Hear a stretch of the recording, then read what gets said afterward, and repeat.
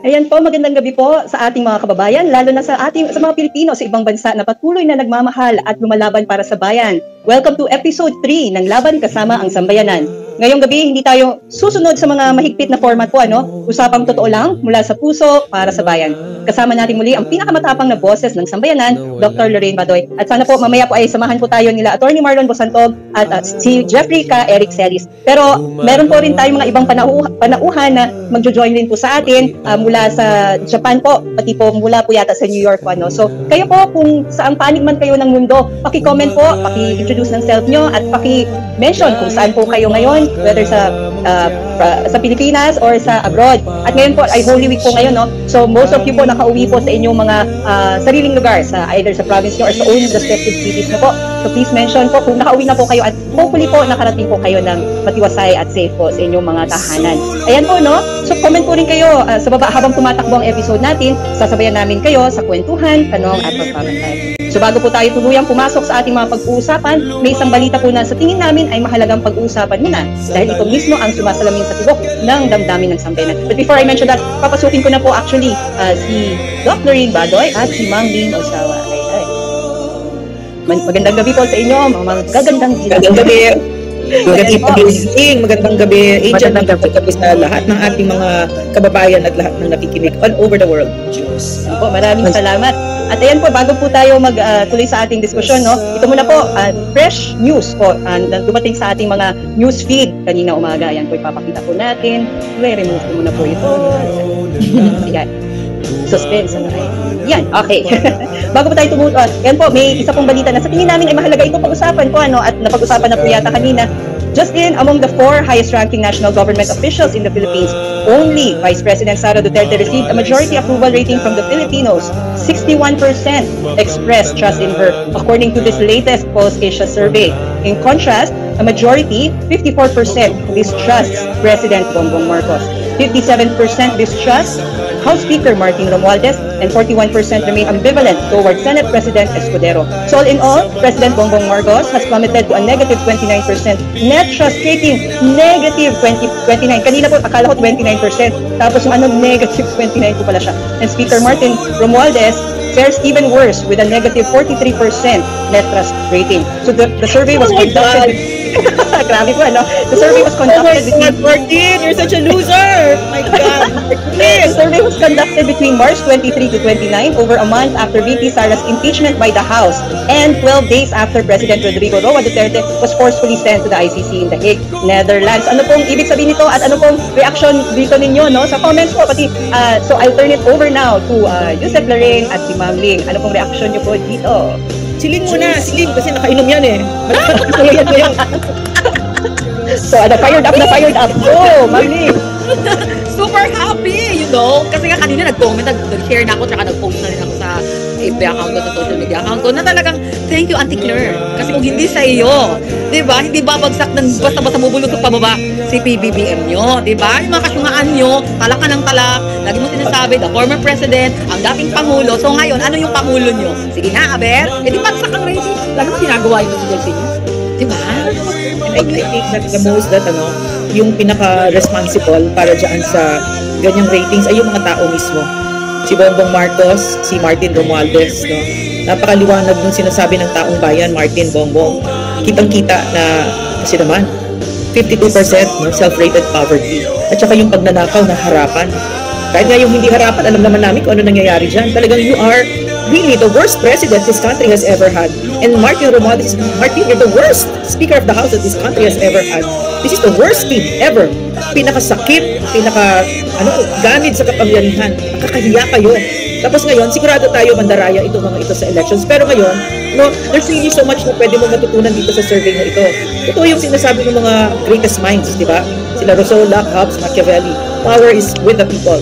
Yung mga tanga dyan, dyan sa Marcos team na yan, na nalasing-lasing sa kapangyarihan, at tulad na para bang walang kinabukasan, parang hindi magtatapos ito, parang walang hangganan, di ba?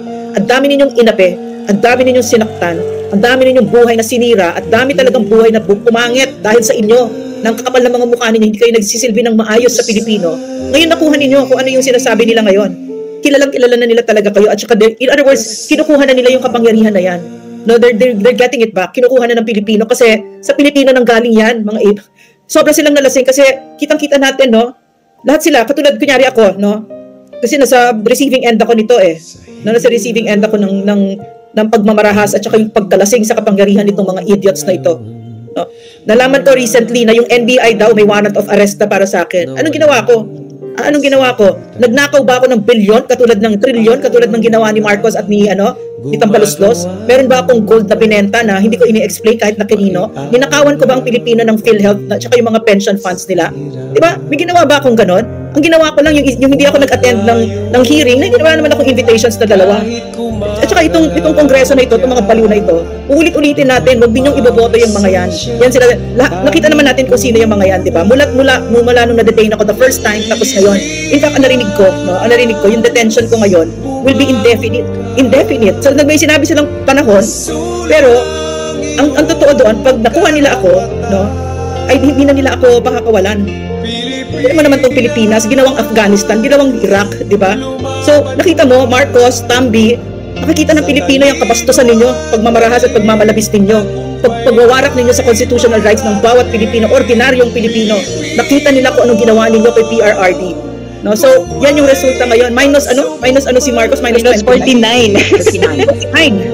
Tapos si Marcos, si Bongbong minus 29, si Romualdez po minus 43. I don't think anyone has gotten that negative rate even before po. So this is astounding. Sila lang. Oo, sila lang. Sila lang? You know why sila lang? Kasi sila lang yung ganyang kababoy. Ang baboy ninyo sa Pilipinas. Wala kayong respeto. Talagang, at saka alam mo, Ling Angel, mga kababayan, talagang paniniwala ko talaga yun eh. Kung sino ka, yan ang regalo mo sa mundo, yan ang dala mo sa yan ang ilalabas mo. So, I'm pretty sure itong mga ito, no? Unang-una kasi drug addict itong si Bongbong Marcos. Ano naman ang ibibigay niya sa Pilipino? Di mo wala siyang mabibigay. At saka yung sasabihin na hindi siya drug addict, talaga, naniniwala ako sinasabi ni PRRD na the best evidence na siya ay drug addict, ayaw niya magpa-drug test, no? So, what has happened to the country is such a tragedy. Such a tragedy. At saka this is a speaker that has sa Delaware court was found to have bribed two Supreme Court justices. Tapos tahimik itong kongreso na ito. Dapat yan ang ini-investigate ninyo. Kung meron kayong paninindigan at may prinsipyo kayo, kaso wala eh. Mga corrupt kayo eh. Mga crocodiles kayo. No? Ang pinag-uusapan ko dito, yung mga nasa Quadcom at Tricom at saka yung committee na pareho lang naman eh. Pareho lang naman pagbubukha nila. Si Tambunting, si Paduano, si Pimentel, si Acop, si Fernandez, si Stella Kimbo, si Rog Gutierrez ng One Rider. Sino pa ba? Si Chua, no? Syempre si Romualdez. I mean, kahit yung isa si Libanan, mga nasa likod niyan, no? Si Barbers. Kilala, yung kagandahan kasi ng napagdaanan natin sa napakasakit this past 3 years. After coming from a president na mahal tayo, na para tayong very precious kay PRRD, bigla ka nagka-boyfriend na abusado, alcoholic, drug addict, nambubugbog, diba, mabigat ang kamay. Diba yung kagandahan doon? At saka yung kagandahan doon, nagpakita sila kung sino sila. Ako, si Tambunting, chair ng franchise committee. Aabusuhin ko kayong lahat. Kukunin ko ang karapatan ninyo na mamahayag ng malaya SMNI. At tatahimik ako dito habang pinipreso ninyo, arbitrarily detained si Ka Eric at si Lorraine Badoy, porket nagtanong kami kung totoo ba, Martin Romualdez, na 850 million ang budget mo sa Office of the President. Diba? So, maliwanag nagpakilala sila. Yun yung maganda doon. Tapos ngayon, kung makita na naman natin next time, andyan pa yung pagbumukha ni Tambunting at saka ni Libanan, kasi Libanan meron siyang party list 4-piece, di ba, na talaga, 4-piece, pero corrupt, talaga lang, di ba? So, kung nandyan ulit sila, wala na tayong mapagbibintangan kundi sarili natin. Bakit ang ibang bansa kaya nila maglagay ng leader na maayos? Di ba? Bakit tayo hindi natin kaya? Siyempre kaya natin. Nauna kasi ang bulas na yan ang problema sa atin. At saka noon, Yusef, nagtanong lang po kayo, di ba? At saka, they were after the source and you didn't want to name him or her. So, yun lang yun. And then, both of you were cited in contempt. Diba, parang, yun doon nagsimula at wala na. Talagang, na yung freedom of expression natin. To call out if there is a check and balance, kailangan may transparency. Pero wala. After that, it was all blatant na stealing and lying. So, yan po. And you know, coming from working with PRRD, no, kung saan napakamagalang niya sa ordinaryong Pilipino, 'di ba? Bastos siya sa mga dapat bastos, 'di ba? Yung mga drug lords, mga ganyan, mga kurakot, 'di ba? Mga generals na drug lords, sa PNP na ganyan pala sila, etc., 'di ba? But coming from a president na napakaayos niya sa Pilipino, nagbabaw pa siya, 'di ba? When we experienced yung pagmamalabis ng Marcos administration, nakaka-shock. Sobrang nakaka-shock na nung na-figure out ko, grabe, wala silang kahihiyan. Walang kahihiyan ito si Akop na pagkatapos niya kaming lapastanganin doon sa House of Representatives, bigla siya pupunta sa detention cell namin para kausapin kami at mag-apologize kunyari, magbati-batian, di ba? So parang nagbibida-bida lang pala siya, di ba? So tapos hihingiin pa sa amin nung ni Velasco, yung Secretary General ng House, na syempre dinideny niya ngayon kasi mga sinungaling yung mga yan eh. Dinideny niya na pumunta daw siya sa akin, na hindi daw niya ganyan sinabi ko. Pumunta siya sa akin para hingingin ng apology. Sabi niya sa akin, magsulat ka ng letter kay Tabaroslos, mag-apologize ka, sabihin mo na nagsinungaling ka, sorry, nagsinungaling ako, at hindi ko na ulitin, tapos hihingin ko na palabasin na ako dito. Munti ko siyang murahin, sa totoo lang. Sasabihin, aminin ko sinungaling ako, pero kayo yung mga sinungaling. Hindi nga ako sinungaling eh. Alam mo kung meron akong fault sa buhay, yun eh, talagang sinasabi ko yung totoo. Lahat maliit pa ako, ganun, that's where I get into trouble. Hindi ko matake yung mga sinungaling. No? So yun, tapos na they deny it. So, full force, kahit yung KOJC siege, nakita ko yung karahasan, no, ni Nick Torre.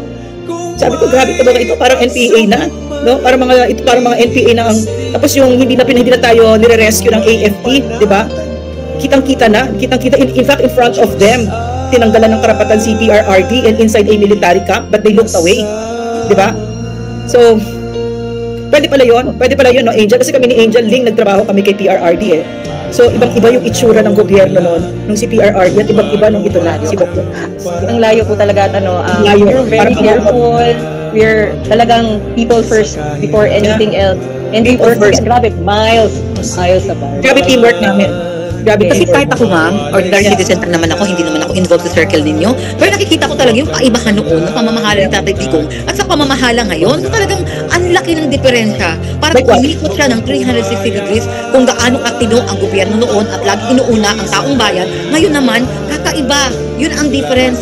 The 100.1% na diferensya ng Marcos administration ngayon, dahil inuuna nila yung sarili nilang kapakanan kumpara doon sa kapakanan ng mga taong Pilipino, di ba? Na nandyan sa Pilipinas ngayon.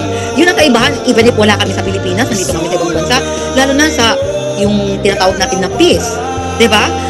Tsaka sa mga kontrabando, yung mga drug addict, nagsibalikan, ang mga drugs ngayon, naglipanan, na even kahit sari-sari store, pwede nang ibenta ng ganun sa murang halaga. Compare noon, diba? Parang na siyang condiments eh, kasama na siya sa mga tawas, kasama na siya sa mga, garlic, sa mga paminta na nakaganon lang, nakasashay-sashay, na ibenta doon in public. Sa time ni Tatay Digong, we are at peace na kami nasa ibang bansa, natutulog kami, na sigurado kami, pagising namin sa umaga, 100% buo pa rin ang pamilya namin ngayon. Kami, bilang OFW, pag uwi kami sa Pilipinas, sigurado ba kami na yung bagahe namin, hindi mabubuksan? Hindi nila, diba, in fact, meron tayong kaibigan, no? Si Carla, diba? Na nalaglag pala siya. No? Sobra. Ay, nako. It's really a reflection po of the leadership, no? This is what we've been talking about, Dr. Rain and I, na yung mga public servants po, they are actually acting depending on their leader. So if their leader is with integrity and with honor, why would you act otherwise, diba? Why would you act differently? Mahihiya ka sa boss mo. In the same manner, if your leader is very weak and doesn't make good decisions, that will also reflect on other leaders in their own respective department. So if they follow the money trail, ganun din sila. So this is why it's you know what I heard? Yes, you know what I heard, no? Parang I also saw it na aninag ko, no? Doon sa mga hearing series na yan. Na this very weak, I mean, you cannot blame Bongbong Marcos on one end as a doctor because may sakit siya eh. He's a drug addict. An addiction is an illness. I'm serious about that, no? The people who love him ought to be telling him, bumaba ka na, mag-rehab ka. Dumudugo na yung gums niya, no? Dumudugo na, tsaka yung mga white powdery substance. Nagkakalat na si Bongbong Marcos, no? Kung merong nagmamahal sa kanya, dapat sinasabi, bumaba ka na. Kaso wala nagmamahal dito sa taong ito. Ginagamit siya kasi sila ay nakikinabang sa kanya. So, wala silang pakialam kung masira ang Pilipinas. Basta makikinabang sila. Ito mga ganit sa pera at sa kapangyarihan, sasairin nila itong drug addict na ito. Kahit masira ang Pilipinas. Nakita ko, ito pala yung kahalagahan ng very strong na leader. Kasi ito, napaka-weak niya. Nagkakaroon sila ng power struggle. Kung sino ang bida sa kanila. Kung sino ang pinaka... alam mo kung yung takot ko? Siguro nakikita nila na bibigay na ito anytime soon. So when that happens, sino ang mananaig? Siyempre, constitutional successor si Inday, but that's why they have to take Inday out, di ba? Kahit na 32 plus million, at si Martin walang boboto dyan. Martin, walang may gusto sa'yo. Ako, wala talaga, no? Kainitan niya. Yes po, ano. Yan daw, sabi nga po ni Veda Beam, hello po from Davao City and listening here in Dubai. Kailangan na talaga ilibing si Martin Romualdez. Napaka-unfair na wala siyang kalaban. Ayan po, no? Kasi, yan si Veda Beam. Veda Beam, yes po. Veda Beam, alam mo, si Martin Romualdez, never yan lumaban ng patas. Never. Hindi, kasi hindi siya mananalo, alam niya, kinasusuklaman siya ng mga taong bayan. So, sa Tacloban, kaibigan niya mga CPP, no? Sila yung mga enforcers niya. No? At saka si Martin, loser talaga yan. Loser talaga yan, walang may gusto dyan. Hindi ka marunong mag-waray, hindi ka marunong mag-Tagalog, nakaka-irita pakinggan, di ba? So, hindi siya, kailangan ko bang i-state yung obvious is that he's running for office not because he wants to serve. Otherwise, ang ganda na sana ng Tacloban, hindi ganito itsura niya ngayon, di ba? Nandami pa rin mahihirap, di ba? Yung Yolanda ng mga bahay, wala pa din. Ginagrab pa yung kinikredit club pa. Part ako ng task force Yolanda. So, alam ko yung mga bahay na yon, di ba? Part ni PRRD, tapos sabi daw kay Marcos, whatever, di ba? Whatever. So, anyway, si Martin, Veda, hindi yan, ang alam lang niya kung paano manalo sa isang eleksyon ay bumili ng boto. Kaya simula pa lang, yung kay Inday na 2022, People's Initiative, tapos lahat ng vote buying, billions, trillions, makakangilabot yung pera na ginamit nila. Pera natin yun, pera ng taong bayan yun, na dapat pumunta sa pinakamahihirap. Kung kaya't ngayon, lampas kalahati ng Pilipino, natutulog ngayong gabi gutom. Nagugutom na ang Pilipino, Martin. Pero wala siyang pake. Kailangan niya mag-vote buying. Kasi nga, sa isip nitong baliw na ito, gusto niya maging prime minister, maging president, whatever. Noon pa nanginginig ang laman ng mga yan. No? Tapos may mga kakuntsaba yan, natural. Natural yung ganyang klaseng tao na bulok. Marami ding bulok na nakapaligid dyan. At lahat sila, sinusuportahan siya sa ginagawa niyang kabulukan sa Pilipinas. Yan yung kakaawa tungkol sa Pilipinas talaga. No? Na konting-konti ang prinsipyado na tumatayo at walang presyo. No? Yung sinasabi ni PRRD, walang kwenta ang taong walang prinsipyo. Walang Parang sinabi nga po ng sabi ni Lisa Claire na ang funny pa, ang sabi, kaya kailangan pa ng ayuda, mas maraming ayuda kasi nga daw more than 52% ang self-rated poverty. Blows my mind that they don't get it, that the reason why it's 52% is because of their doing. They're so incompetent, they're so ignorant. No, apart from the fact that they're very corrupt, you know what I saw early on, their incompetence was shocking. Hindi nila alam ang the simplest things. They don't know the simplest of things. Tapos kaya yabang, hindi sila magtatanong doon sa mga nauna sa kanila. No? So, and then so they come out looking like fools that they don't even know the simplest of things. About, for instance, even protocol, they don't know. Zero. Mga walang alam. Yung sinabi ni PRRD, literal yun. Mga wala kayong alam. Hindi niyo kilala ang Pilipino. Dalawang tama yun. So incompetent. Biro mo, ang naisip lang niya, itong spokesperson na yan. Of course, that's Marcos, that's talking kasi she's the spokesperson. Ang naisip niya, doon sa hunger, ang solusyon niya, ayuda. Napaka-incompetent. Wala yung let's strengthen our institutions, di ba? Let's create jobs. Let's create farm-to-market roads, di ba? Let's open the market. Wala, because they don't know. They know dapat nothing. ibigay nila, ma'am, actually, sustainable. Correct. Para sa tao. Yeah. Yung ayuda, ma'am, tama nga yun na parang it's like only para lang yung pan-aid. Pansamantala lang yan. Pero once meron kang project na gagawa ka ng sustainable livelihood para doon sa mga tao na walang trabaho, ma'am, forever yan. Pag mapaglaganap nila yan, magiging effective yan, na magiging source of income ng mga tao. Kaya lang, ginagamit nila yan, pansamantala lang kasi, gusto lang nila makaupo, di ba? Tama yun, vote buying ang ginagawa nila. At saka yung mga yan, yung mga politikong ganyan na mga bulok na yan, gusto nila na yung taong bayan manatiling mahirap, manatiling ignorante, kasi madaling manipulahin, madaling ikutin, madaling bilhin, di ba? Yun yung tayo naman yung kwento ng buhay natin, galing naman tayong lahat sa kahirapan, di ba? At some point in our lives, di ba? Pero dahil may nabigyan ng scholarship, yung mga tatay, nanay, or whatever, di ba? Tayo nabigyan or whatever, natulungan ng gobyerno, ganoon, di ba? Ayaw, gusto mo bigyan ng dignidad. At yung, hello, Martin, Bongbong, yung point is to take people out of poverty. Yes. Kailangan sabihin, di ba? Kailangan sabihin, lakas-lakas ng loob tumakbo ng president. Just go! Walang anak. The incompetence. Sobra, makes you think anyone can be president, anyone can be house speaker, even a spokesperson. With the way they're running things, sobrang po talaga.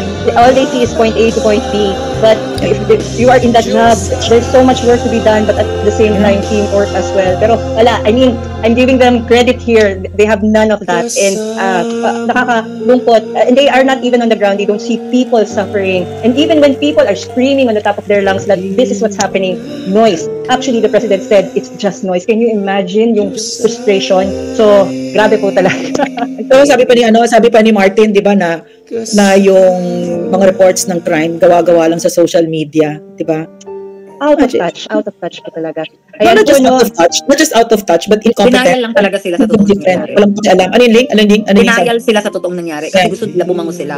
Kaya wala talaga, news blackout yan. Pero ma'am, ang social media, ang mga tao, even pinakamahirap ngayon, merong camera, ang cellphone.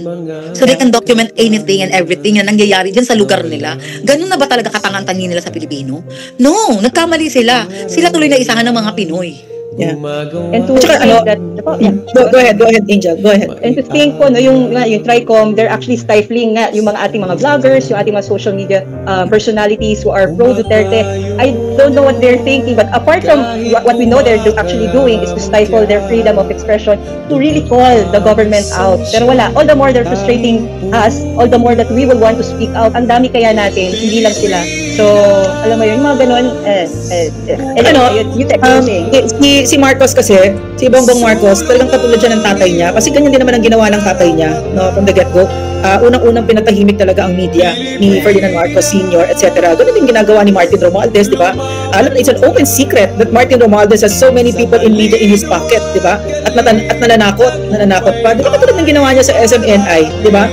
Pero yung kailangan gawin yon ng isang gobyernong pasista at kailangan gawin yan ng isang gobyernong bulok at ang plano pala ay nakawan ang Pilipino. Kailangan yon, no, lalo pa ngayon na akala ni Martin sa isip-isip niya, no, abot kamay na niya ang presidency or vice presidency kasi mai-impeach na si Inday, di ba? Parang ganyan yung feeling niya. No, so kailangan niyang patahimikin kami, no? Tayong lahat pinatatahimik niya. Kaya niya tinatakot yung mga vloggers, kaya niya kami pina-aaresto, di ba?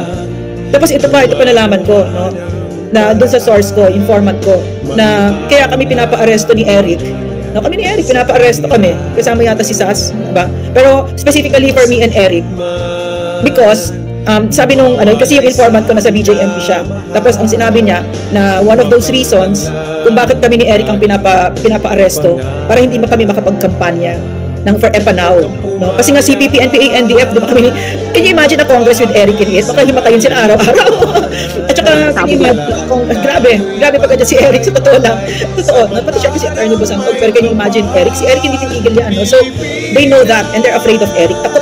Takot ang CPP kay Eric. So, pinapatahimik kami, hindi kami kapag-kampanya, which just show you how kulang sa utak ko.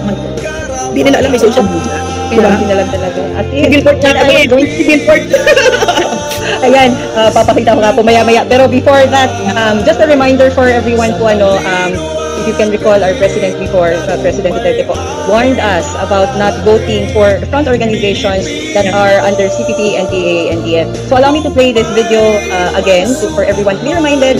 And then, para maano po. Tama si... Wait.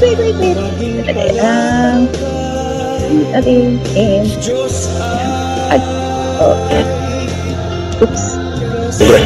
Na itong mga party, sabihin ko sa inyo na tama si Lorraine Baroy. Kapasok sila sa Congress. Na itong mga party list na Kabataan, Anak Pawis, Bayan Muna, Alyansa of Concerned Teachers or ACT at Gabriela, makita naman ninyo sa behavior nila. They are really legal fronts ng Communist Party of the Philippines. Nakakatiyak ang muring anak pawis na mahaba ang buhay ng revolusyonaryo pinsan. Isang organisasyon daw nagagaling yung napakarami mga kabataan na nag-NPA mula sa lahat ng kami ng ating mga alumni ay maging NPA. They were able to blossom into something. Matagal na ito. Ang problema, ginagamit nila ang pera. Pinakuha nila yung pera ng gobyerno at binubuhay nila yung mga the act of one is the act of all. The act of a cadre killing an innocent farmers or killing the barangay captains. Alam mo, it's a conspiracy.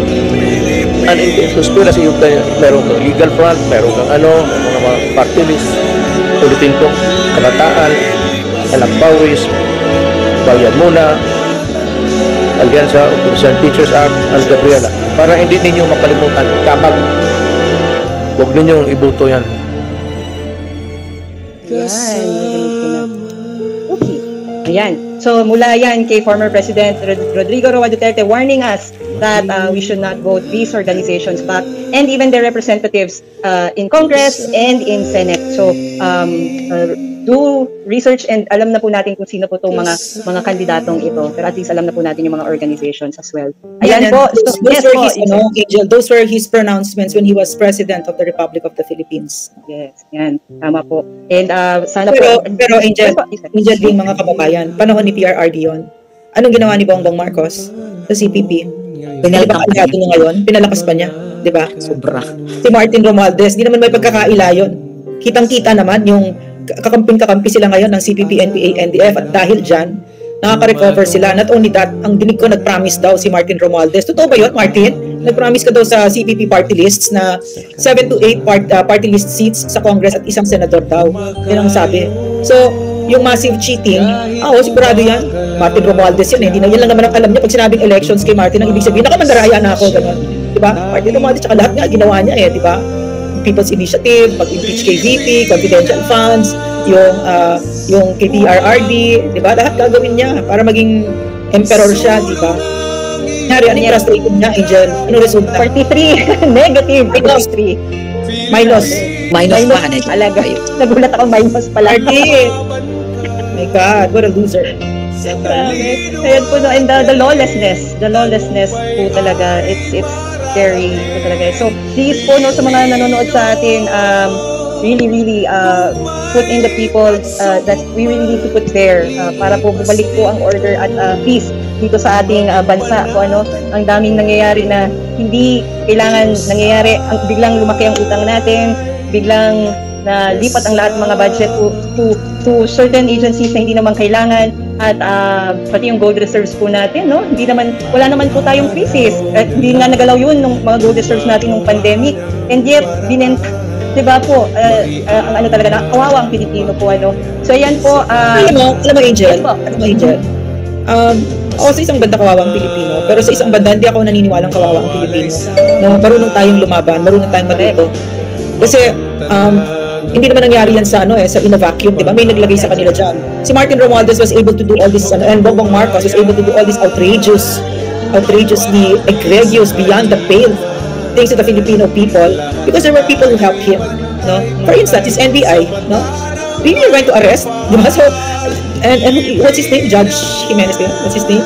But anyway, no, there are a lot of people that helped him, including ako, Paduano, Pimentel, Johnny Pimentel, si Dan Fernandez, si Abante. Ako, nakalimutan ko si Abante. Huwag ka naman mag-stamp sa akin, ha? Si Suarez. Ako, nakalimutan ko si Suarez, si Kimbo, si Tambunting, si Libanan, si Barbers, syempre Romualdez, no? Yung mga yan, si Chua. They were the ones that really hurt us. All this, how many years na pinower trip ang Pilipino. Diba? At ginagawa pa din nila. Ayun. No, I heard na si Ronald Cardema, meron din daw siya, ipapahuli din daw. Magpapaliw na ito mga ito na kayo, alam mo, magpatingin kayo, mabaliw-baliw kayong lahat dyan, idiots. No? Porket kaya nila, gatuloy nila, as if hindi ito matatapos. As if.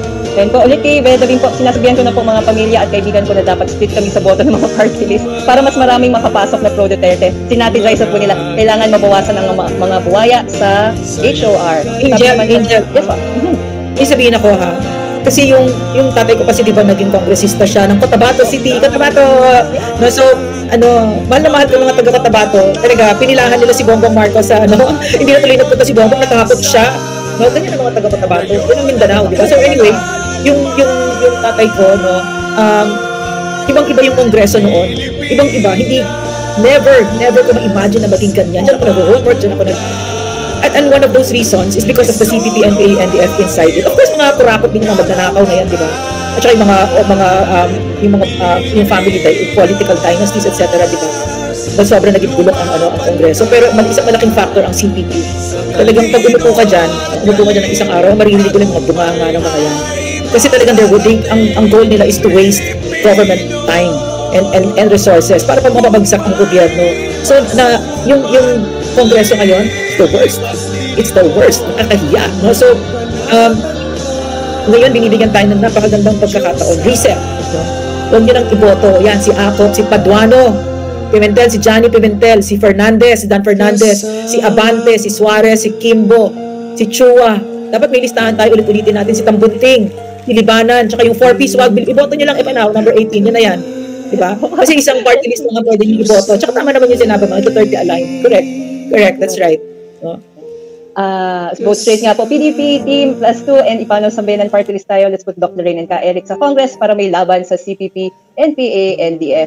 At sabi nga ni Miss Rachel, humina na sana ang mga NPA pero ang mga protector kasi nasa Congress na naghahari-arian.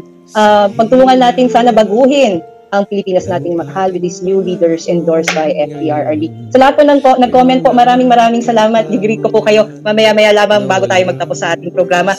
So speaking of support po, no, we are so grateful for people who are supporting us. Actually, ito po ay isang personally answered prayer po. May nagtulong po sa atin para mapakita po ang iba ng sambayanan sa ating EDSA. Yay!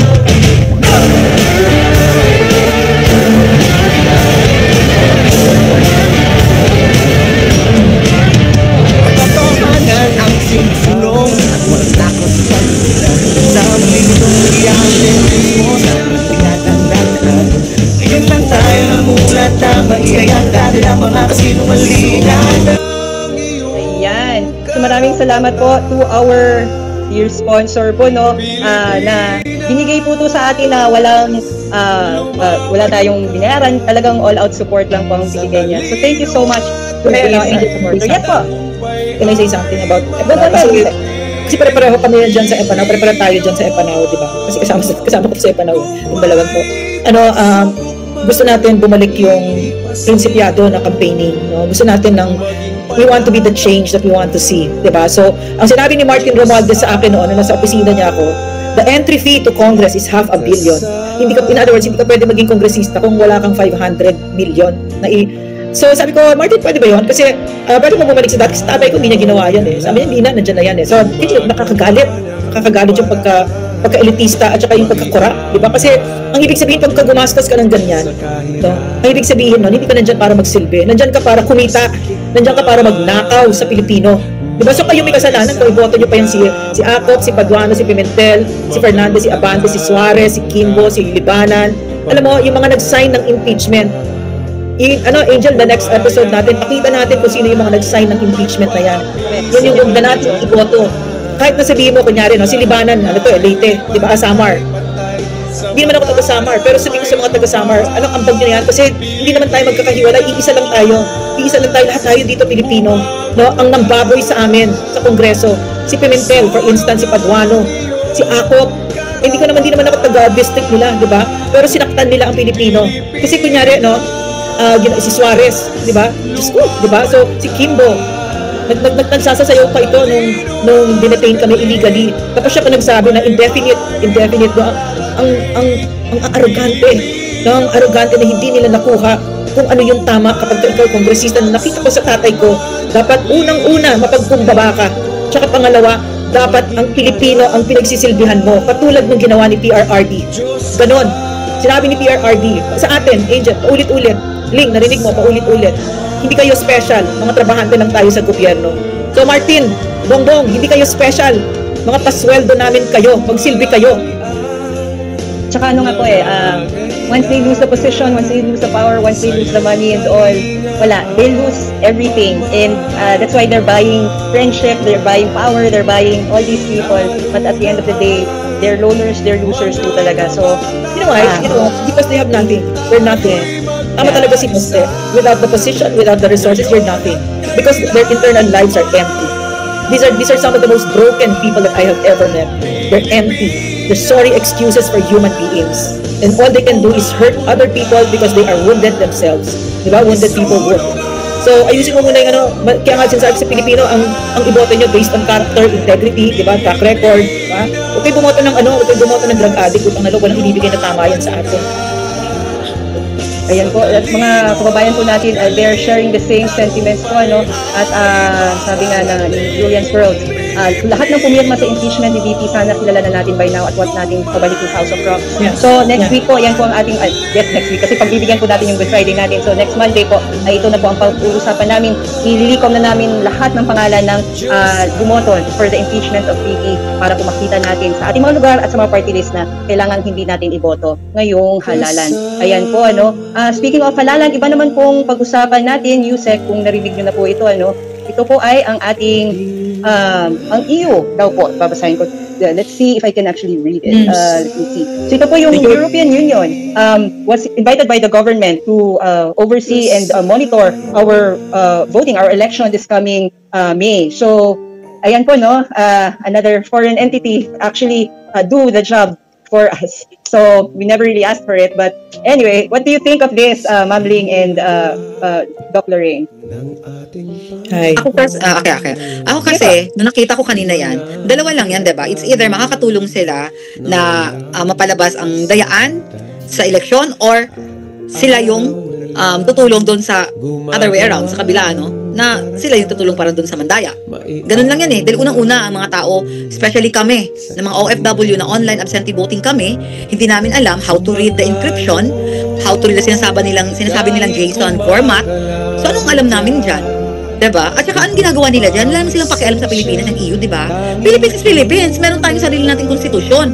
Anong ginagawa nila dyan? Ba't kailangan iimbita pa ni Marcos yan dyan? Ano sila?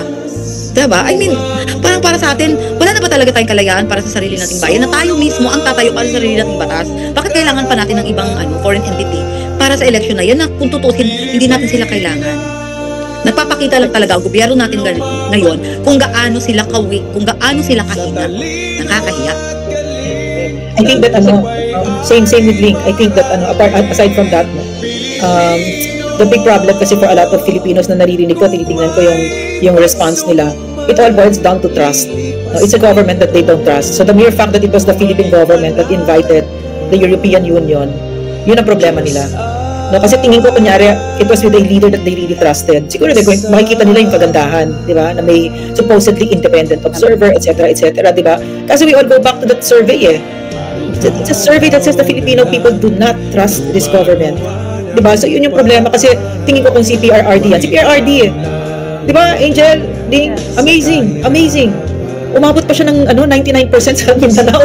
Yung trust and approval ratings niya. Walang ganung leader sa buong known democratic world. No, sinabi nga yan ni Steven Sapur, diba? That he is the envy of the Western world, the democratic world, diba? Na mulat umupo siya hanggang bumaba siya hanggang ngayon. Ang taas ng tiwala ng Pilipino sa kanya, diba? So, yun yung pinaka-problema. Yun yung, babalik na naman tayo dun sa lagi kong, kulit ko doon kasi yun ang natutunan ko kay PRRD. Ang kapangyarihan ninyo ay nanggagaling sa tiwala ng taong bayan. Kapag ka sila ay wala ng tiwala sa inyo, babawiin nila yan. Ngayon, pag pumunta ka sa mga post ni Bongbong na nagsasalita siya, ano yung emoticon? Puro tawa, di ba? At ang nagmamahal na lang sa kanya ay ang CPP, NPA, NDF. Mahal na mahal ng CPP si Bongbong Marcos. Kasi napakinabang sila. Correct. Imagine yan na sila love team, CPP at Marcos. So kita mo talaga mga hypocrite, tsaka hindi nila minimin yun na Marcos ibagsak. Wala nung college ako, yun na lang narinig ko. Oo, nakikita ko nung kabataan ko. Lahat ng mga pader. Marcos ibagsak, CPP, di ba, NBF, mga ganun. Ay, tapos ngayon, love sila. Oo, tsaka ang pinag-iinitan nila si VP. O, di ba? Tsaka nakakita sa buong mundo, tayo lang ang nagkaroon ng vice president na na-impeach. Di ba parang bayan na to ng mga baliw, parang bayan ng mga drug addicts, no? Di ba? Parang ang laki ng takot nila kay VP. Kung tutusin, display lang naman siya. Dapat, di ba? Oo, display lang siya eh. Waiting lang siya dyan. Nakainit lang yan dyan. Pero yung office niya ang gumagalaw, ang gumagawa ng lahat ng on the ground na tulong para sa mga tao. Alam mo itong mga eng-eng na to. Kasi total, hayok na hayok kayo sa kapangyarihan, di ba? Hindi sana natuto kayo sa mga Duterte. Maaga pa lang sinabi ko na kay Martin, Martin, gusto maging president, tutulungan kita. Sabihin ko sa iyo kung paano, kasi nakita ko kay Digong yon, magsilbi ka at mamahalin ka ng Pilipino. Kasi pinakinig, libre nga eh, di ba? Hindi nga ka nagpapabayad eh. Di ba? So yung yung sinasabi niyo, totoo yung sabi yun. Tsaka ano pa, kahit mga estudyante, kahit mga ilang kasi hindi nagkakatang. Alam na nila, they're already involved, di ba? Matatawa ka ngayon sa social media, graduation, itatapon yung sa toga, di ba? Tapos pagkatapos ng sisigaw ng Duterte, graduation yon. JS Prank, napatayan ng ilaw, sisigaw ng Duterte. Diba kahit saan? Ibig sabihin, ganun kamahal na mahal talaga si Tatay Digong ng mga tao that even doon sa pinakamaliit na sektor ng mamamayang Pilipino, kilala siya, even mga bata, diba? Pero sila, kilala din sila, the most hated one and unwanted one. Ganun. At saka yung can you imagine, parang, kasi pag sinasabi ni Ling yun, J.S. Pram, tapos Duterte, di ba? Yun ang power. Yun ang power, Martin, Bongbong. Hindi yung NBI nagpapa-aresto. Pag nagpapa-aresto ka na sa NBI, ibig sabihin, desperado ka na. Na ginagawa mo yan sa ordinaryong mamamayan. Napapatahimikin mo ako. Baliw ka pala. Sana tinanong mo tatay ko kung kaya niya ako patahimikin. Hindi pa napapanganak yung tao, pwede akong patahimikin, Bongbong at saka Martin, di ba? Pag ikaw nag-aaresto na ng mga tao na kinananakot ka, etc., kailangan mo ibitahin sa Congress ang mga vloggers para paiyakin and force an apology care of. Sino nag-force ng apology? Si Abante, di ba? Nag-force siya ng apology. Ibig sabihin nun, that power is slipping out of your hands. At nararamdaman mo yun. Desperado ka na. Kasi kahit na ano pang gawin mo, tumali-balembong ka pa dyan, hindi ka mahal ng tao. No? At yun yung lakas ni PRRD. Mahal na mahal siya ng tao. Hindi mo kaya yun. Trust is a very precious but rare currency. Precious. Very. And if you don't do it right, it will be gone. No matter what you do. And this is worse because not only are they not even trying to win it back, they're making it worse by doing the things that they're doing now. So, I before nagugulat pa ako, pero ngayon parang I was trying to figure out their pattern, but now it's like really blatant. They have total disregard for the welfare of the Filipino people. Alam mo kung that's why, yes po, yeah. Alam mo kung bakit, Angel? No? Kasi sinasabi mo kasi, instead of winning them back, instead of winning the Filipino people back, di ba? Lalo pa nila pinalalala, di ba? Because they cannot be what they're not. They're not public servants. Mga magnanakaw sila. So, lalo nilang gagalitin ng Pilipinas. So, huwag tayo maghanap ng public service dyan kay Martin Romualdez, kay Bongbong Marcos. At alam niyan, walang alam yan. Alam niya mag-party, magnakaw. Marcos Romualdez yan. Okay, so idikdik mo sa utak yan. No, na kailangan ituro natin ito sa mga anak natin. Siyempre, of course, that name has to be pounded in the brains of our children, our hearts, in their souls, para wala na, never again. But also the others. No? Kasi minsan iba apelyido, pero ganyan din, katulad din nila. Marami yan. Napakarami. Gusto nyo ulitin ko yung listahan ko? Next episode yung mga nag-impeach, di ba? Yan, sasabihin natin dito kasi ito yung pawi natin. All those years na inapit tayo, na nagtiis tayo, di ba? Ito na may elections na dumadating. Babawi tayo sa mga yan. Sabi, ayun nakalagay FMLS. Anyways, sabi niya, our bayan is very out of sorts. The most trusted official in historic record. Pinatapon, ma-detain abroad. Napakabaluktot na talaga ngayon. And even, speaking of high ratings po, si PRRD po noon, even with the pandemic, doon ako nagulat, 91%. Can you imagine? Grabe talaga. So, the people really trusted him. And I can only imagine if the pandemic happened now. My goodness, the bodies will be littered on the road. The vaccines will go to their Pilipinas yung patay. Oo, grabe. May patay na. Magiging magiging Yolanda yan. Yeah. So, Nakagahit saan nandiyan ang patay na tao. Sobra. So, we were so blessed and privileged po na PRRD was our president when the pandemic happened. Ay, nako, sobra. And even the vaccines were free. So, yes, he said. Gusto ko mag-respond dun kay FML. Diba? Sabi niya parang baluktot na itong bansa, out of sorts, diba? Kasi, as within, so without, in the smallest things to the biggest things, diba? Because it's led by a drug addict. The country is led by a drug addict. That's why the country is like a family that's led by a drug addict. Do you know what it's like to have a father who's a drug addict or an alcoholic or walang mabuting kahihinatnan, puro tragic. Yeah, the worst, out of sorts. Yung sinabi niya. No? And we also experienced what it was like to have a father na maayos. You should ask my children what it's like to have a father who's so maayos. That's my husband. So, kakaiba. Kaya yun yung pinaka. So I keep going back kasi people sometimes they think, inaasap ko lang ba si BBM na drug addict siya? Hindi. Doktor ako no? Totoong drug addict siya. Unless he has that drug test, then I'll stick to that because that's what I see, no? Unless proven otherwise, no? And ayaw niya magpa-drug test. That's solid proof even among in rehab. Yan yung mga nagda-drugs pag ayaw nila magpa-drug test. So, napakahalaga na rason kung bakit dito ang Pilipinas. No, kung sino si Marcos kasi, mula nung umupo siya, parang binukas na talaga yung impyerno sa Pilipinas. Kung sino-sinong demonyo ang nagpaparusa sa atin, di ba? Yan si Ore. Grabe. Grabe talagang disregard. Ayan, ma'am, di ba? Si Mana Santa na, si Tori talaga yung hudas. Yeah. Na dapat ang gaganap. Yeah. Yeah. Sasabihin ko nga po pala sana na when they were campaigning initially po, BBM was really saying his weak na things, even continuity of projects, but then Bulaga, he was so different. Nag-ano pa nga kami, how long will his honeymoon period last? Sabi ko pa nga, I think the first day parang wala na. Because he transitioned from talking to Tagalog to talking in English, parang sabi ko, naging, yun pa lang yung sign ko nun but then it slowly unraveled itself. Point being is that let's go beyond words, beyond sweet words when we hear the candidates that we have to choose. Kailangan tingnan po natin ang gawain nila, ang track record nila sa kanilang own sector kung party list or sa kanilang bayan kung sa mga provinces po nila at sa distrito nila. Kailangan may ginagawa, hindi lang po puro salita. Na hindi yan slogan hindi yung slogan ng isa, yung talagang merong track record na ginawa po. So sana yun po ang batayan ng ating mga boto. Sino may slogan nun? Si Abalos po. Si Abalos, just me. Alam mo, one of those things. Nag-explain siya, mama, bakit siya humingiwi, ha? Ano sabi niya? May tahi daw siya. From here, going here, may tahi daw siya. Kaya daw siya humingiwi. Pero willing siya mag-hair follicle drug test? No. He said no? Oo, kasi tinanong siya Sabi niya, bakit kailangan pa? Ito na nga yung there you go. So, alam na natin. Yeah. Hindi naman mahirap yun. Alam na natin why. Ayan po, So, naging very fruitful po ang ating discussions. I was like, yes po, you said. Hindi ako yung sec. Hindi na ako yung sec na hindi. PRRD pala daw. Alam mo, may sabihin ako, This past few days, lagi ko naaalala si PRRD.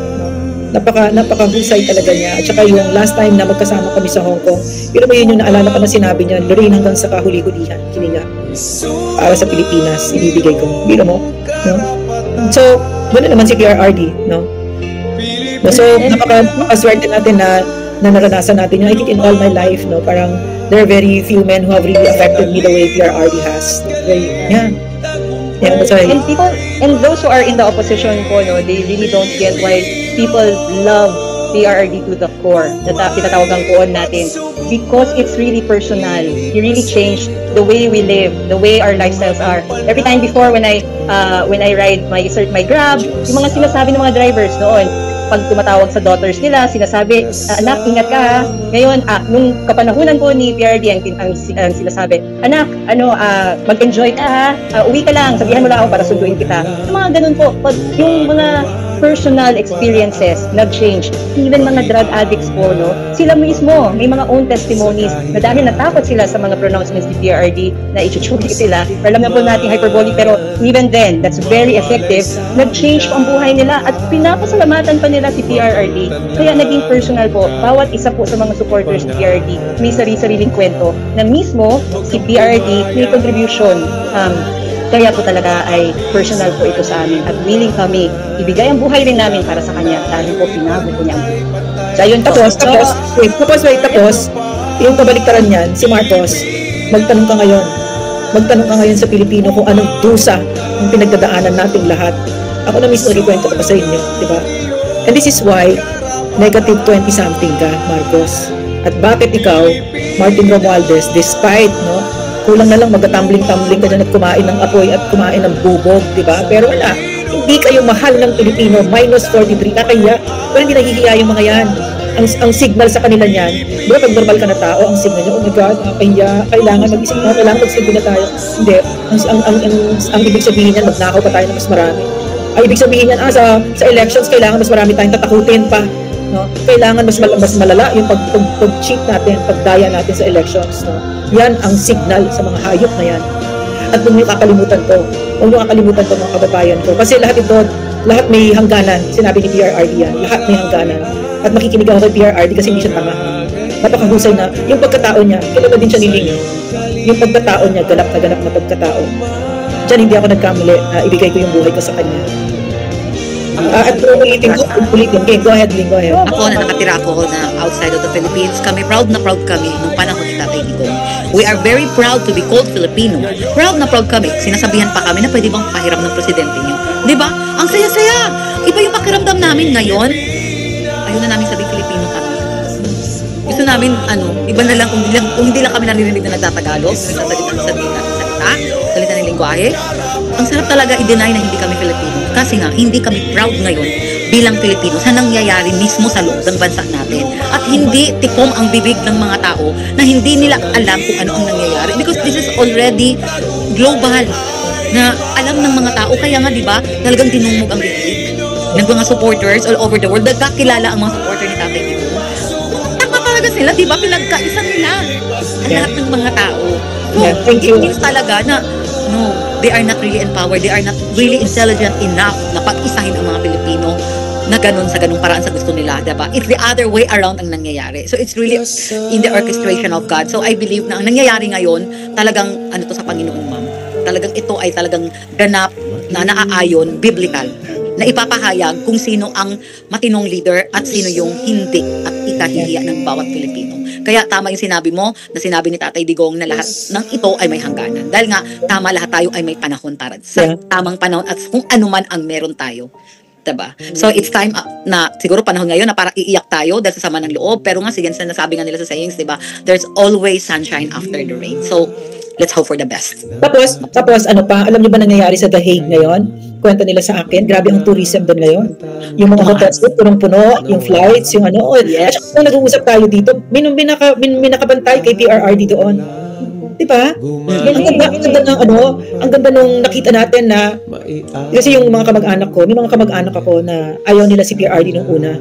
Pero ngayon, naiintindihan na nila kasi nagulat sila sa nakita nila parang, my God, kahit Antarctica, kahit Moldova, kahit Lithuania, kahit saan parte ng mundo, di ba? So, it's a love that's so profound, di ba? It's a very, you know, us here, the three of us, no? Kaming tatlo, nabiyayaan kami na kilala namin si PRRD na yakap, na kasama, na kakwento, di ba? Wonderful na tao si PRRD. Talaga, marami akong dinadaanan na kaso ngayon. Aarestuhin ako ng mga hayop na yan, etc. Di ba? Magsisisi ba ako? Kung uulitin ko ito, paulit-ulit, susundan ko pa rin si PRRD. Uulitin ko.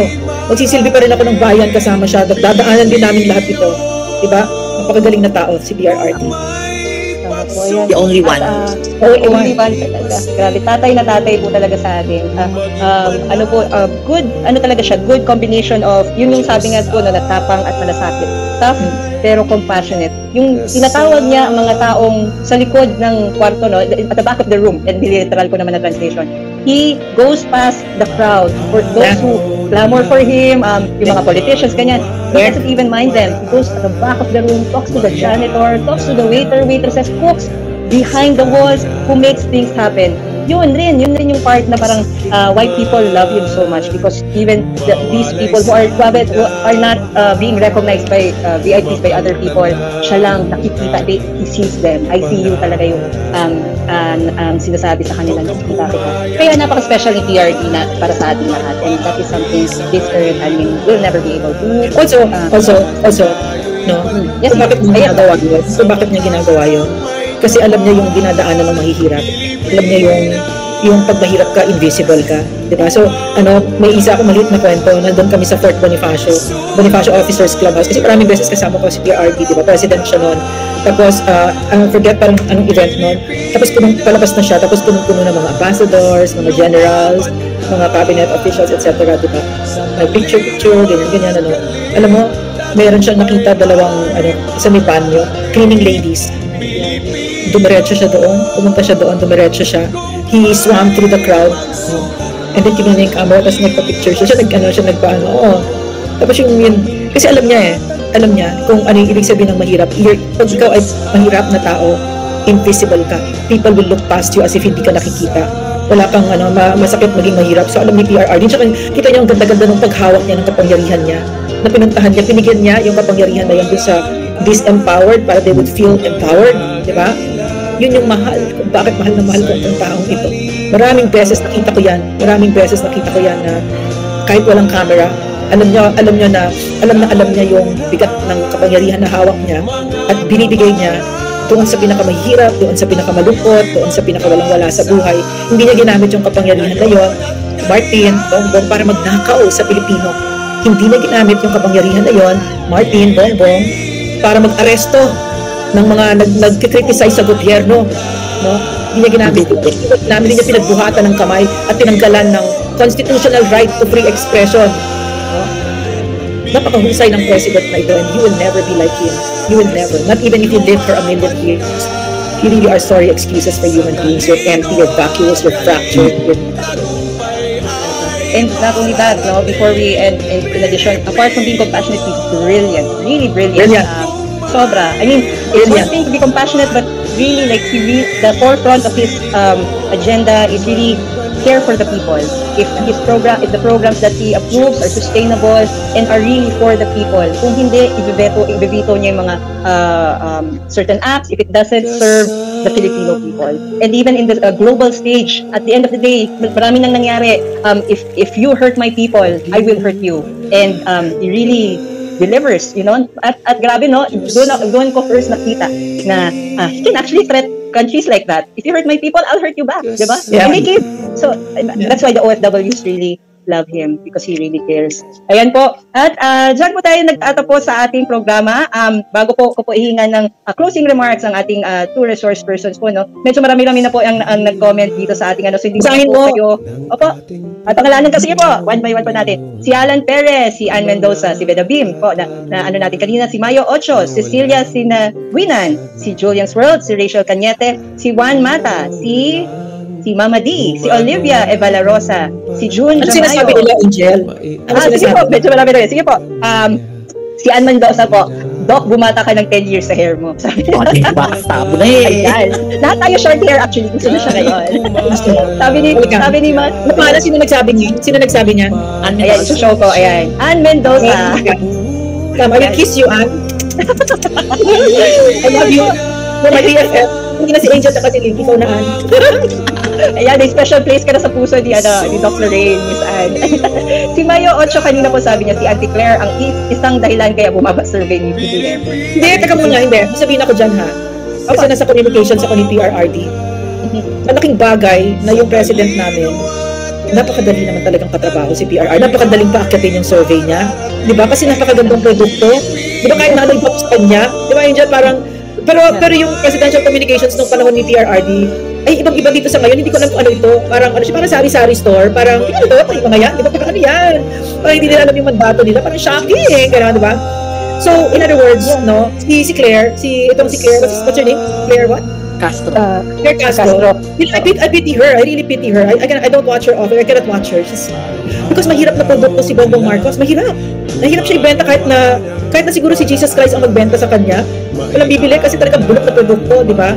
Well, it doesn't help that Claire is the way she is, di ba? I don't know, okay, so but in fairness to her, mahirap na produkto ibenta si Bongbong. Mahirap siya i-depensa. Unlike us, ang swerte natin noon kasi ito is PRRD. No?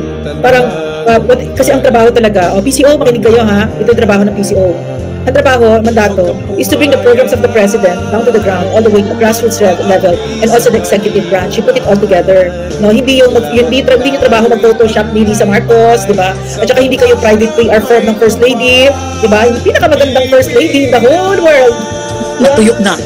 Ang ganda niya. So anyway, parang that's not the job. Ang swerte talaga natin kasi si PRRD yung principal natin, di ba? Ang galing pa naman, pero in fairness to the head of agencies, so sila Demic, Pabalan of RTVM, no? Si Gigi, Arcilia of Agtay of NIB, no? Ang galing nila kasi both of them, for instance, they took yung namana nilang ahensya, bulok-bulok din, mga 30,000 yung followers, tapos talagang anong tawag din, nakabuha na block chair na and then they had their own build, so that naging world-class ang communications under PRRD. Digital. In fact, we were about to have our analog switch off. I think we did, no? Kasi 90-something% digital na, di ba? Ngayon ano yun? Anong ginawa nila? Di ba? Ginawang PR na nakabakya-bakya. Di ba? Sino naman taong to? Di ba? But they don't even know their jobs. Whatever. Di ba? So, in other words, no? Well, in fairness to them, it's a real hard job to defend a drug addict president who's a magnanakaw. It's hard. Very hard. And it's hard to defend. It's hard. Very hard. And what we really learned, ang ganda po, because really, again, we were bringing up on the leadership of PRRD. And actually, the way his leadership is really trickled down to all the other leaders of the cabinet and the executive branch. Because talagang pag, for example, yung LTFL po or any task force po, we really work together as a team. Tapos parang may mga former officials po who would thank us, like we would work together, tapos sasabihin nila, ma'am, salamat po na, like for example, si RTVM would allow their cameramen and their equipment to be used by another agency. And they would say, ma'am, salamat po kasi nandito ang RTVM. Sabi ko, sir, bakit po? Eh kasi daw noon, ang laging bukang bibig is just for the president. Eh ngayon naman, at least we work together. Ang justification naman po natin, sabi po ni Doc Lorraine, is because it's still the program of the president at the end of the day. So we have to promote it. So we really have to work together. Yun po yung maganda nung former admin po natin. There were challenges, but very minute challenges compared to the cooperation. That's why we had Build. We had all these task forces working together because we have a really great leader to look up to. So, ayun po. Also, yung dala ni PRRD, mga galing Davao, mula pa nung mayor siya, na alam na nila yung Davao represent, diba? They're very professional, and pareho sila ni PRRD, honest, humble, simple, diba? So wala sila yung mga nakakita nating nakakangilabot na mga Wagyu lobster buffets everyday ngayon sa Malacanang. Bawal kay PRRD yun. Sobrang bawal yun sa kanya. At saka yung kasi yung sinasabi natin kanina, si PRRD, di ba, grabing pagka-leader siya, di ba? Tapos magiging proud ka talaga kasi kung saan kami bumiyahe noon, no? Yung mga world leaders, gets nila, kuha nila na grabe yung respeto nila kay PRRD. Kahit na kanyari, for instance, nagpunta kaming India, ang lamig-lamig noon, tapos basta konti lang yung suot niya, hindi na nadala yung suot niya, tapos yung necktie niya, di ba, nakabukas gano'n? Yung necktie niya, di ba, gano'n? Pero para silang mga fans ni PRRD, yung nakikilig sila kay PRRD, happy sila ma-meet si PRRD, meaning, world leaders, they understand, they know a good leader when they see one. So, kaya tayo proud noon, di ba? In case Shinzo Abe, pupunta sa pagkakas, di ba? So, kasi nakukuha nila. Pero ngayon, in other words, alam ng world leaders na si Bongbong Marcos ay drug addict. Alam nila yan. Huwag tayong tanga. Age of information ngayon. Mapupuno ka talaga ng kahihiyan sa president na ito. Tama po. Hindi ko gusto sabihin. Okay, kasi kung ikukumpara talaga, wala talaga sa kapitin si BBM ngayon kay Tatay Digong. Compare talaga sa panahon ni Tatay Digong na parang kahit tumaan na yung pandemic, parang pinadala talaga siya ng Panginoon sa atin, ma'am, to save Philippines. Alam mo yun? Kasi naramdaman natin at ang Pilipino that time is nagkaisa talaga. Nagkaisa na sumunod sa batas, nagtulungan na sumunod sa batas, di ba? Pero ngayon, oh my God, kanya-kanya lusot. Kanya-kanyang paraan para, gaya-gaya yan parang domino ang nangyayari ngayon kung anong ginagawa ng Pangulo, anong ginagawa nasa taas, hanggang sa pinakababa is kopyang-kopya. Diba? Kaya lahat ngayon, hindi na tayo safe sa Philippines ngayon. Sinasabi nila na only social media daw ang nagpapa-worst sa mga balita. Kasi hindi nga binabalita ng stream media dahil ayaw nga nilang maipalabas yan. Pero nga sabi ko nga, kahit yung mga kaliit-liitang tao, kahit ang telepono nila may camera kahit papaano. So, everything is documented, diba? Kung ano yung mga nangyayari. Masyado lang talaga minamaliit ang Pilipino ngayon ng administrasyon. At doon sila nagkakamali. Kasabi nga sa kasabihan, diba? United we stand, divided we fall. So, kung magsama-sama ang buong Pilipino, tayo talaga ay malakas. At nararamdaman nila ngayon yan. Kaya, ganun na lang talaga, nanginginig ang mga tuhod ng mga yan ngayon. Because they know the time will come na matatapos na. Yan lang po. Amen. Thank you, Ma'am Ling. Ayan po. At, hindi ko talaga, marami na po tayong mga comments. Sabi nila, Arnie, kasuka-suka si BBM. Sabi nila, babasahin ko rin po, no? Si Tatay Digong lang ang tanging president na nagmahal sa atin at pinagtanggol tayo at ininata. Which is very true. Alam mo, pwede ko correspond dyan. Alam mo lang, Arnie, no? Kasi nakita namin yan Nakita namin yung totoo yung sinasabi mo. Talagang pinagkaingat-ingatan talaga ni PRRD. O yung bigas sa Lorraine, yung bigas, gano'n. O yung free education, yung health system, diba, etc. Kaya masakit para sa akin makita itong pampababoy na ginagawa at yung walang serbisyo. At saka yung pagmamalabis na ginagawa ni Bongbong Marcos at ng team niya. Napakasakit kasi pinagkaingat-ingatan natin diba? Hindi kami natutulog nun wala nga baka-bakasyon nun diba? Tsaka yung I just wanna say something kung sino yung leader mo, yun kayo. Kasi nung time ni PRRD, pwede kaming mag-travel. Pag undersecretary ka, pwede ka mag-travel ng business class. But never kong ginawa yun. At saka ang pagkakaalam ko lahat kami, hindi kami nag-business dahil nahihiya kami kay PRRD. Kasi siya nga mismo, hindi siya ganun Tapos ikaw gagawin mo, sino ka? Pero ngayon ang naririnig namin, kung sino-sino mang hudas ang nag-business class. Malaking diferensya ang business class sa economy 1,000 plus yung economy, let's say, papuntang New York, let's say 1,215 gano'n. Pero pag nag-business class ka, 6,000, 7,000 US dollars. No? So people's money yun. So, very sensitive si PRRD pagdating sa pera ng bayan. Paulit-ulit na sinasabi yan, ating pera yan. Pera ng taong bayan yan. Okay naman ito na, ganun siya ng ganun. In other words, mahalaga na isusunod na iboboto natin, simple ang pamumuhay. Huwag niyong bobotohin yung may ilang sports car di Pimentel. Grabe yung sports car niya, no? Yung doon sa Surigao ba? Tapos si Paduano, wow! Kahit na mukhang... Tapos si Ako, oh my God! Grabe, no? And of course, you already know the rest, di ba? The rest na impeachment. Why did they sign that, no? Ang dinig namin pera. Walang palang pagmamahal sa bayan. Kung kwento ko sa inyo, no? Sabi ni Mark Go, yun sa Benguet, kaya ako pinasign si Vice President. Kaya ako nag-sign ng impeachment. Kasi gusto ko lang naman na bigyan siya ng pagkakataon na mag-explain ng sarili niya. Diba? Parang ginawa tayong tanga. Diba? Uy, Mark Go. Kailangan ma-impeach para makinig siya sa sasabihin. Correct. Basta natatawa ako doon sa mga naririnig kong nababasa kong comments na kung matapang ka, ba't hindi ka pumunta sa Kongreso? Sinasabi nila sa akin, tsaka kay Eric, gano'n. Yun na nga yung sinasabi namin, no? Na tinatakot kami at tinethreaten. Yun na nga eksakto yung sinasabi namin, hindi dapat ginagawa yan. Kasi tinatakot ninyo ang ordinaryong mamamayan. Sa madaling salita, yung mga makapangyarihan ay ginaganyan ang ordinaryong citizens, mamamayan. Ang hinahina ng mga kukote, parang mga batang uhugid. Kung talagang matapang kayo. Inagawa ng candy. At hindi niyo po alam, no, ang tapang at malasakit po ng both ng ating candidates or nominees ng Ipanao Sambayanan sa mga sumisira sa kanila. Ang nila, lagi po silang nagsasalita na akma po at laging katotohanan po ang sinasabi nila. At they never really back out and back down from telling the truth. Ngayon po ay kasi grabe po, wala naman po silang kasalanan. All they did was really tell the truth. Why are they being threatened for telling the truth? So there's that. But you know what? I have an answer to that. We live in a world where the truth is dangerous. Diba? yes, Yeah, but should that stop you from speaking the truth? No. All the more you should speak the truth. And I need to also thank Ling and Angel because we've been able to do a lot of things because we are a team, diba? It's not just us. Kasi ang dami nating nagsusuporta na para sabihin yung katotohanan. Kasi ang Pilipinas, maaawa ka kasi punong-puno ng kasinungalingan yung kinalakihan natin. Kasi ang CPP, NPA, NDF, nasa loob ng mga eskwela natin, sa mga simbahan natin, sa media, diba? So, and yung international works nila umabot hanggang sa ICC, talagang nababalot sa kasinungalingan ang mundong ito. Hi, Julian! ayan. Julian, wherever you are. You know what, Julian? Thank you, but I don't really aim for safety in my life. Sila mag-ingat sa akin. Sila mag-ingat. No? Ayan. And also, ayan po, no, definitely, we are in the truth.